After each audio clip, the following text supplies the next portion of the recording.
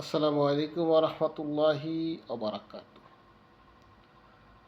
Doctor Yunus সরকার ক্ষমতায় আসার পরে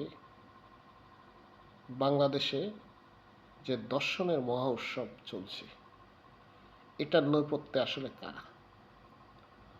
আমরা বিগত দিনে অর্থাৎ হাসিনা সরকার আমলে ঢাকা বিশ্ববিদ্যালয়, জাহাঙ্গীরনগর বিশ্ববিদ্যালয়ের মতো জায়গায় ছাত্র সংগঠনগুলো প্রায় 100 দর্শনের সেঞ্চুরি উদযাপন করেছিল। সেটা এদেশের মিডিয়াগুলো আমরা সেরকমভাবে আলোকিত করতে দেখিনি। বসুন্ধরা গ্রুপের তানভীর সোবহান যেই মুনিয়াকে দর্শন করেছে, আমরা দেখলাম যে বাংলাদেশের জাতীয় গণমাধ্যমগুলো প্রকাশ করতে দেখিনি। অথচ ডক্টর ইউনূস আসার পরেই বাংলাদেশে বিভিন্ন পত্রপত্রিকা অবাধে মত প্রকাশ করছে। এটাকে আমরা সেলুট জানাই। কিন্তু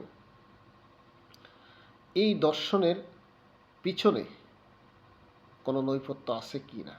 অবশ্যই গোয়েন্দা সংস্থা, সরকারের বিভিন্ন বাহিনী বাংলাদেশে ইতিমধ্যে, যদি নড়াইলের কথা বলি, বিভিন্ন জায়গায় কথা বলি, খোদ ঢাকাতে আজকে একটা ঘটনা দেখলাম। আসলে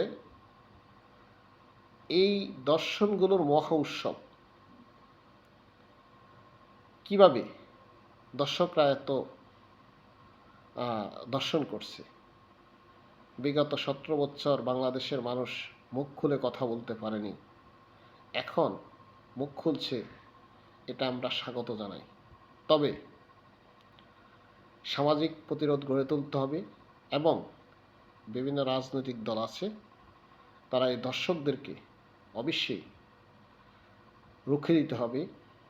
যেভাবে এদেশে বিভিন্ন ঘটনাকে রুখে দেওয়া হয়েছে, আমরা আশা করব এই দর্শকদেরকেও বাংলাদেশের মানুষ প্রতিরোধ করবে। সরকার চেষ্টা করবে প্রতিরোধ করার জন্য।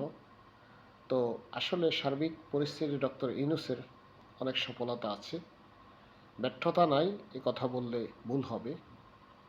সফলতার পিছনে সকলকে ঐক্যবদ্ধ থাকতে হবে, রাজনৈতিক দলগুলোকে ঐক্যবদ্ধ করতে হবে এবং ভারতের যে অপপ্রচার, সেই অপপ্রচারের বিরুদ্ধে সকলকে ঐক্যবদ্ধ হতে হবে। রাজনৈতিক ভিন্ন মত থাকবে, ভিন্ন পথ থাকবে, সেখানে বাংলাদেশের স্বাধীনতাকে অক্ষুণ্ণ করতে হবে এবং সংগ্রামে বিশেষ করে পেশিবাদী যারা বাংলাদেশে আচরণ করছে, বৈষম্যতা যারা করছে, তাদের বিরুদ্ধে সকলকে ঐক্যবদ্ধ হতে হবে এবং সমাজকে বিনির্মাণে কোরআন এবং সুন্নাহর বিকল্প কোনো কিছু নেই।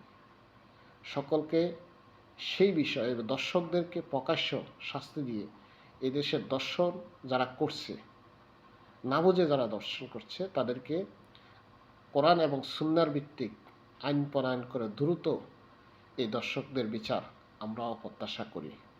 তবে সার্বিকভাবে ডক্টর ইউনূসকে হেনস্থা করার জন্য বাংলাদেশে গোয়েন্দা সংস্থা, এসআই এবং আরও যারা আছে, তারা এটা খতিয়ে দেখবেন যে এইভাবে বাংলাদেশের দর্শকরা, পত্রিকাকে আমরা সেলুট, সবসময় যেন কোনো তাদের মত প্রকাশের স্বাধীনতা থাকে। ইলেকট্রিক মিডিয়া এবং প্রিন্ট মিডিয়া তাদেরকে অবশ্যই ধন্যবাদ দেওয়ার জন্য। তবে ইউনূস সরকারের এই মুহূর্তে তারা অবশ্যই সত্য এবং সুন্দর খবর প্রকাশ করবেন, যেন গুজবে কোনো সংবাদ না প্রচার করেন, তাদের প্রতি অনুরোধ থাকবে। এবং বাংলাদেশের সার্বিক পরিস্থিতি সবাইকে, ইউনূস সরকারকে সহযোগিতা করার জন্য আগামী নির্বাচন সুস্থ এবং গ্রহণযোগ্য নির্বাচন উপহার দেওয়ার জন্য আমন্ত্রণ জানিয়ে এখানেই আমার কথা শেষ করছি। আসসালামু আলাইকুম ওয়া রাহমাতুল্লাহি ওয়া বারাকাতুহু।